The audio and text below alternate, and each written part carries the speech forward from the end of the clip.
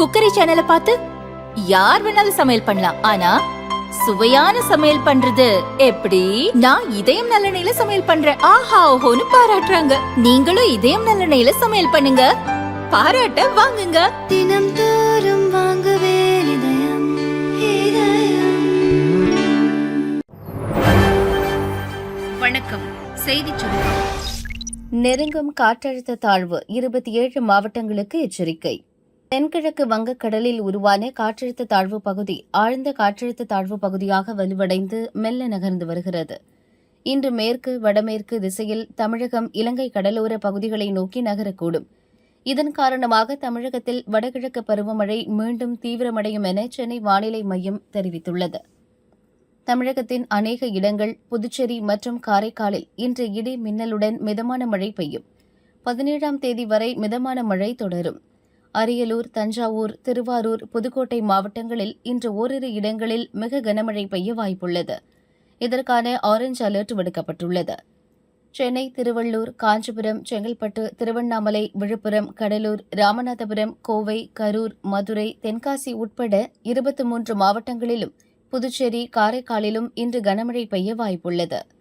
நாளை நீலகிரி, கோவை, திருப்பூர், தேனி, திண்டுக்கல், மதுரை, சிவகங்கை, ராமநாதபுரம், விருதுநகர், தென்காசி, தூத்துக்குடி, திருநெல்வேலி, கன்னியாகுமரி உட்பட மாவட்டங்களில் கனமழை பெய்யலாம். சென்னை மற்றும் புறநகர் பகுதிகளில் இன்றும் நாளையும் வானம் மேகமூட்டமாக காணப்படும். ஒரு சில இடங்களில் இடி மின்னலுடன் மிதமான மழை மற்றும் கனமழைக்கு வாய்ப்புள்ளது. தென்மேற்கு வங்கக்கடல் பகுதியில் மணிக்கு 45 கிலோமீட்டர் வேகத்தில் சூறாவளி காற்று வீசக்கூடும் என்பதால் மீனவர்கள் இப்பகுதிகளுக்கு செல்ல வேண்டாம் என்று வானிலை ஆய்வு மையம் கூறியுள்ளது. விடிய விடிய கனமழை, 18 மாவட்ட பள்ளிகளுக்கு விடுமுறை. தென்கிழக்கு வங்கக்கடலில் உருவான ஆழ்ந்த காற்றழுத்த தாழ்வு பகுதி தமிழகத்தை நெருங்கி வருகிறது. இதனால் தமிழகத்தின் 27 மாவட்டங்களில் இன்று கனமழை பெய்யும் என வானிலை மையம் எச்சரிக்கை விடுத்திருந்தது. அதன்படி பல்வேறு மாவட்டங்களில் நள்ளிரவு முதல் கனமழை கொட்டி தீர்த்து வருகிறது.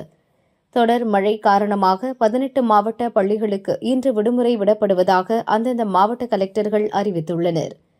சென்னை, செங்கல்பட்டு, காஞ்சிபுரம், திருவள்ளூர், திருவாரூர், விழுப்புரம், தஞ்சாவூர், மயிலாடுதுறை, கடலூர், புதுக்கோட்டை, ராமநாதபுரம், திண்டுக்கல், அரியலூர், ராணிப்பேட்டை, கரூர், தூத்துக்குடி, வேலூர், திருப்பத்தூர் ஆகிய மாவட்டங்களில் பள்ளிகளுக்கு மட்டும் விடுமுறை அளிக்கப்பட்டுள்ளது.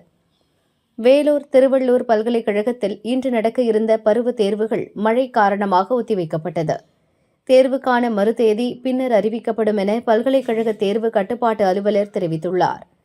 திருவண்ணாமலை மாவட்டத்தில் பள்ளி கல்லூரிகளுக்கும், திருநெல்வேலி மாவட்டத்தில் 1 முதல் 5ஆம் வகுப்பு வரையும் விடுமுறை அறிவிக்கப்பட்டது. இதேபோல் புதுச்சேரி, காரைக்காலில் பள்ளி கல்லூரிகளுக்கு இன்று விடுமுறை விடப்பட்டுள்ளது. சவால்களை எதிர்கொள்ள தயாராக இருக்க வேண்டும். RBI கவர்னர் வேண்டுகோள். ரிசர்வ் வங்கியின் கவர்னராக 6 ஆண்டுகள் பணியாற்றிய சக்தி காந்ததாஸ் நேற்று முன்தினம் ஓய்வு பெற்றார். புதிய கவர்னராக வருவாய்த்துறை செயலாளராக இருந்த சஞ்சய் மல்ஹோத்ரா நியமிக்கப்பட்டார். மும்பையில் உள்ள ரிசர்வ் வங்கி தலைமையகத்துக்கு நேற்று சஞ்சய் மல்ஹோத்ரா வந்தார். அங்குள்ள ஆவணங்களில் கையெழுத்திட்டு ரிசர்வ் வங்கியின் 26வது கவர்னராக பொறுப்பேற்றுக் கொண்டார். பின்னர் அவர் பேசியதாவது: கொள்கை முடிவுகளில் தொடர்ச்சி மற்றும் நிலைத்தன்மை கடைபிடிக்கப்படும். அதேவேளை அதில் மட்டும் கவனம் செலுத்தாமல் சவால்களை எதிர்கொள்ள தயாராகவும் சுறுசுறுப்பாகவும் இருக்க வேண்டும். நிதித்துறை ஒழுங்குமுறையாளர்கள், மத்திய மாநில அரசுகள் என அனைத்து தரப்பினருடனும் ரிசர்வ் வங்கி தொடர்ந்து தொடர்பில் இருக்கும். பொருளாதாரத்தில் பல்வேறு தரப்பினருக்கும் பங்குள்ளதால் சம்பந்தப்பட்டவருடன் ஆலோசனை மேற்கொள்வது அவசியம்.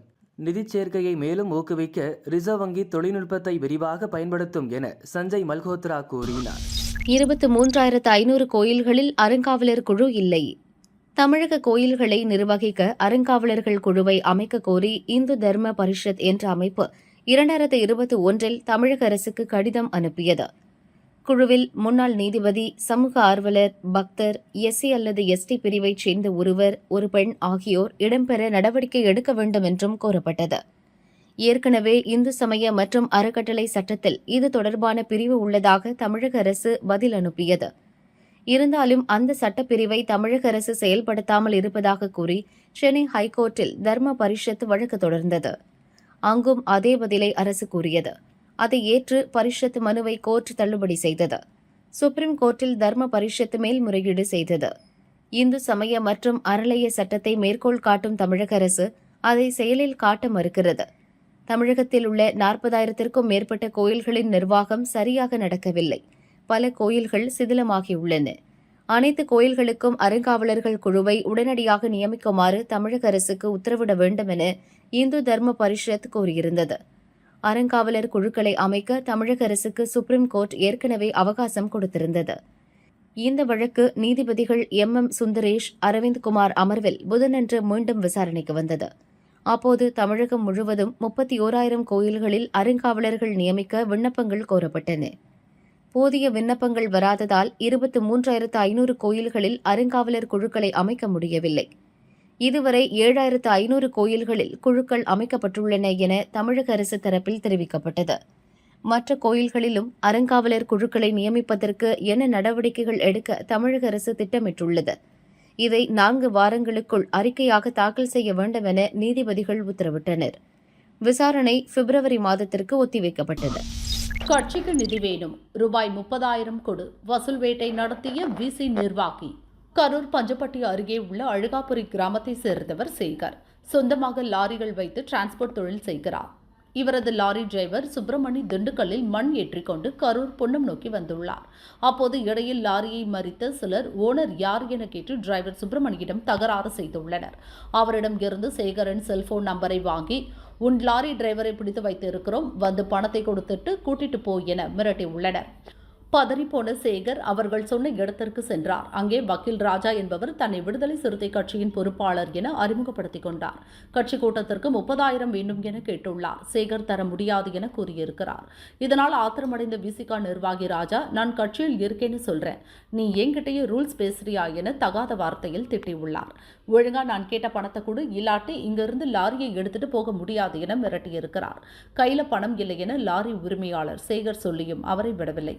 அக்கவுண்ட்ல பணம் வச்சிருப்பல்ல, போன்ல இருந்து அனுப்பிவிடு என்று சொல்லி 4,000 ரூபாய் வாங்கிக் கொண்டு அனுப்பியுள்ளனர். இதுகுறித்து சேகர் அளித்த புகாரின்படி விசிகா திருச்சி மண்டல செயலாளர் ராஜா உட்பட 6 பேர் மீது வெள்ளியணை போலீசார் வழக்கு பதிவு செய்துள்ளனர். ஸ்டேஷனுக்கு ஒரு தகவல் சொன்ன மாதிரி வண்டியை பிடிச்சிட்டு யாரும் நிறைய பேர் குறுக்காட்டிட்டு இருக்கிறாங்க. கட்சிக்காரங்க அந்த மாதிரி விசிகா கட்சிக்காரங்க, விடுதலை சிறுத்தை கட்சிக்காரங்க வண்டியை மறிச்சு இது பண்ணிட்டு இருக்காங்கன்னு சொல்லி தகவல் ஸ்டேஷனுக்கு ஒரு தகவல் கொடுக்கலாம்னு சொல்லிட்டு நான் ஃபோன் எடுத்தேன். டக்குன்னு அந்த ராஜேந்திர ஃபோன் அப்படின்ட்டு ஃபோனை பிடிக்கிட்டு என்ன பண்ணிட்டாப்லாம் அங்கிட்டு சொல்லிட்டேன், பாஸ் சொல்லிட்டாதுன்னு சொல்லிட்டான்னு சொன்னதுக்கு பிறகு நானும் சொல்லிட்டேன். டக்குன்னு சொல்லிட்டேன், ஃபஸ்ட்டத்தில் ஒன்றும் இல்லைன்னு சொல்லிட்டேன். அந்த ராமச்சந்திரங்கிற அக்கௌண்ட்டுக்கு பணம் ஒரு 3,000 அனுப்பிச்சாங்க ஃபஸ்ட்டு.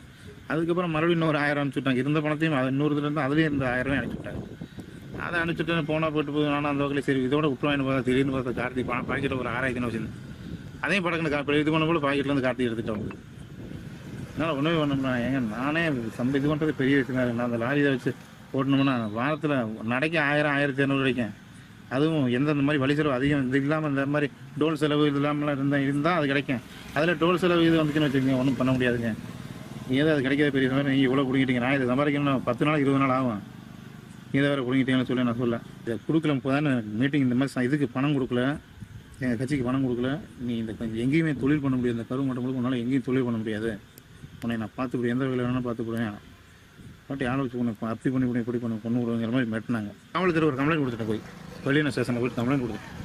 இந்த மாதிரி காவல்துறை எனக்கு நல்லா நடவடிக்கை எடுப்பாங்கன்னு ஒரு நம்பிக்கை இருந்தனால கம்ப்ளைண்ட் கொடுத்துட்டேன். ராஜா மீதான புகாரை தொடர்ந்து அவரை 3 மாதம் விசிகா கட்சியிலிருந்து இடைநீக்கம் செய்து உத்தரவிட்டுள்ளார் அக்கட்சி தலைவர் திருமாவளவன். ஆவின் பால் பண்ணைக்கு 5 கோடியே 10 லட்சம் ரூபாய் அபராதம். சென்னை அம்பத்தூர் ஆவின் பால் பண்ணை உள்ளிட்ட தொழிற்சாலை கழிவுகளால் சென்னை கொரட்டூர் ஏரி மாசடைந்து வருகிறது. இவற்றை தடுக்க உத்தரவிடக் கோரி பசுமை தீர்ப்பாயத்தில் கொரட்டூர் ஏரி பாதுகாப்பு மக்கள் இயக்கம் சார்பில் மனு தாக்கல் செய்யப்பட்டது. இதை விசாரித்த தீர்ப்பாயம் சுத்திகரிக்கப்படாத கழிவுநீர் கொரட்டூர் ஏரியில் விடப்படுவதை தமிழக மாசு கட்டுப்பாட்டு வாரியமும் நீர்வளத்துறையும் தடுத்து நிறுத்த வேண்டும். சுத்திகரிக்கப்படாத கழிவுநீரை வெளியேற்றும் தொழிற்சாலைகள் மீது நடவடிக்கை எடுக்க வேண்டும் என உத்தரவிட்டது. இந்நிலையில் இந்த வழக்கு விசாரணை தீர்ப்பாயத்தில் நேற்று விசாரணைக்கு வந்தது. தமிழக மாசு கட்டுப்பாட்டு வாரியம் சார்பில் ஆஜரான வழக்கறிஞர், அம்பத்தூர் ஆவின் பால் பண்ணை அனுமதி அளவை விட அதிகமாக 3,75,000 லிட்டர் பாலை உற்பத்தி செய்கிறது. கழிவுநீர் சுத்திகரிப்பு நிலையமும் செயல்படவில்லை. பண்ணையிலிருந்து அதிகளவு கழிவுநீர் வெளியேறி சுற்றுச்சூழல் பாதிப்பு ஏற்படுகிறது. எனவே அம்பத்தூர் ஆவின் பால் பண்ணைக்கு 5 கோடியே 10 லட்சம் ரூபாய் அபராதம் விதிக்கப்பட்டுள்ளது என்றார். தமிழக அரசு வழக்கறிஞர் அபராத தொகை மிக அதிகமாக இருப்பதாக தெரிவித்தார். தீர்ப்பாய நீதிபதி புஷ்பா சத்யநாராயணா, நிபுணர் குழு உறுப்பினர் சத்யகோபால் ஆகியோர் இது தொடர்பாக ஆவின் நிறுவனமும் மாசு கட்டுப்பாட்டு வாரியமும் பதிலளிக்க வேண்டும் என உத்தரவிட்டு வழக்கு விசாரணையை வரும் 16ஆம் தேதிக்கு தள்ளி வைத்தனர். சிரியாவின் இடைக்கால பிரதமராக முகமது அல் பஷீர் நியமனம். மேற்காசிய நாடான சிரியாவில் ஷியா பிரிவைச் சேர்ந்த அதிபர் பஷார் அல் ஆசாத்துக்கும் சன்னி பிரிவைச் சேர்ந்த கிளர்ச்சியாளர்களுக்கும் மோதல் போக்கு நிலவியது. கடந்த 13 ஆண்டுகளாக நீடித்த உள்நாட்டுப் போரின் உச்சகட்டமாக HDS எனப்படும் ஹயாத் தாஹ்ரீர் அல் ஷாம் என்ற அரசுக்கு எதிரான ஆயுதம் ஏந்திய கிளர்ச்சிப் படைகள் கடந்த மாதம் 27ஆம் தேதி முதல் தங்கள் தாக்குதலை தீவிரப்படுத்தியது. இதன் விளைவாக அலபா, ஹாம்ஸ், டாரா, குனோத்ரா, சுவேடா மற்றும் டமாஸ்கஸ் நகரங்களை கிளர்ச்சியாளர்கள் கைப்பற்றினர். இதனால் அதிபர் பதவியை ராஜினாமா செய்துவிட்டு பஷர் அல் ஆசாத் கடந்த 8ஆம் தேதி நாட்டை விட்டு வெளியேறினார். மனைவி மற்றும் குடும்பத்தினருடன் அவர் ரஷ்ய தலைநகர் மாஸ்கோவில் தஞ்சமடைந்தார். போர் பதற்றம் தணிந்ததை அடுத்து முக்கிய நகரங்களில் இயல்பு வாழ்க்கை படிப்படியாக திரும்பி வருகிறது. இந்த சூழலில் சிரியாவின் இடைக்கால பிரதமராக 41 வயதான இன்ஜினியர் முகமது அல் பஷீர் நியமிக்கப்பட்டுள்ளார். பொறுப்பேற்ற முதல் நாளிலேயே அந்நாட்டில் உள்ள முக்கிய தலைவர்களுடன் அவர் ஆலோசனை நடத்தினார். அப்போது பேசிய அல் பஷீர், சிரியா மக்கள் ஸ்திரத்தன்மையையும் அமைதியையும் அனுபவிக்க வேண்டிய நேரம் இது. அடுத்த ஆண்டு மார்ச் 1ஆம் தேதி வரை இந்த இடைக்கால அரசு செயல்படும் என்றார். இதற்கிடையே சிரியாவில் இருந்து 75 இந்தியர்கள் பத்திரமாக மீட்கப்பட்டதாக வெளியுறவு அமைச்சகம் தெரிவித்துள்ளது.